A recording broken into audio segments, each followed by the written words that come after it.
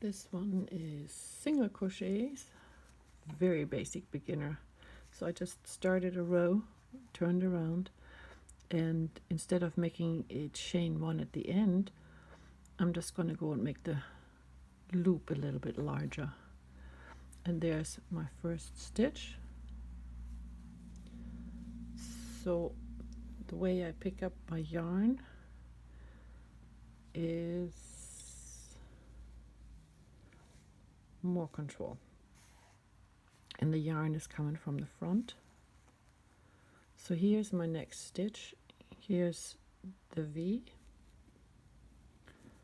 go under both, have my finger on here, and then when I go the yarn, get the yarn, I have a little bit more tension on it. I let go of the tension so I can make the stitch big, and then get the yarn and pull through two.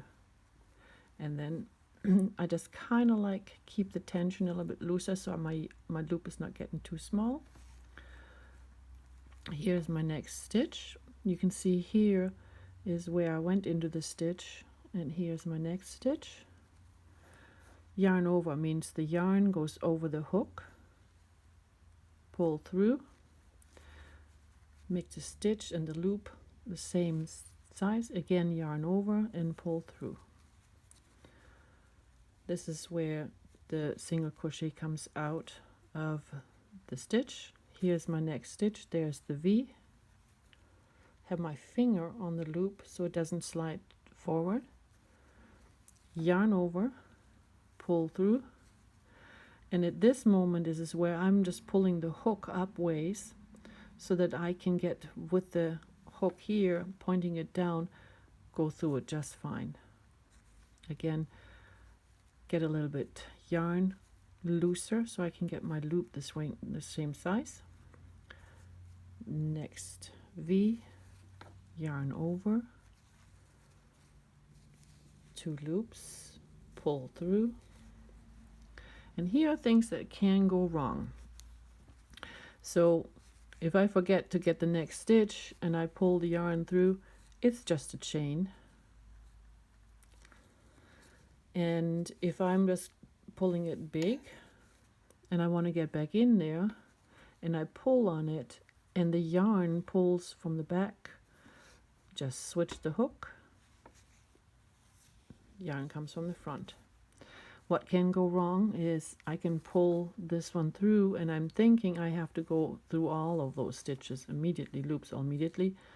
Not so. That would be a slip stitch.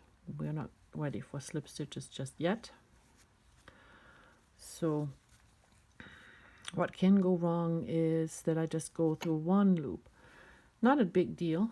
It's just that that would be considered the front loop and then pull through, and which you can see in the back it leaves that one bar behind. No problem, we'll just go in the back and take both loops.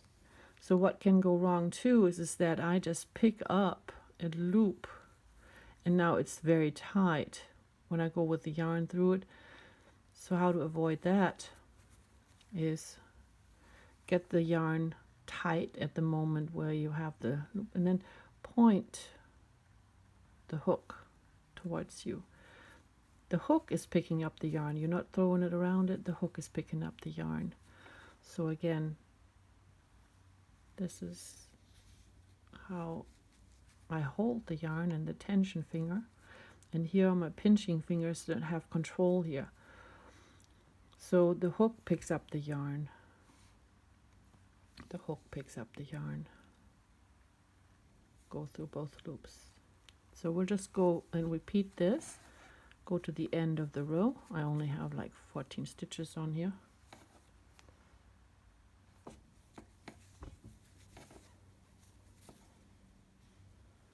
Pick up the yarn.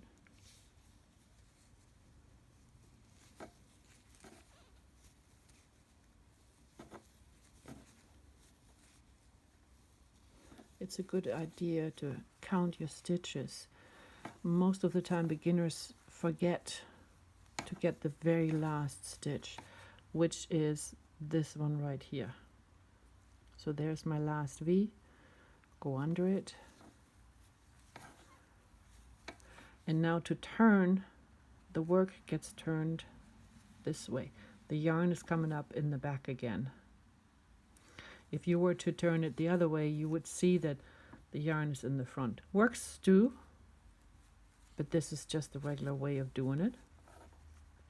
So my first stitch, here's my loop that I just had from the previous stitch. My first stitch is right here.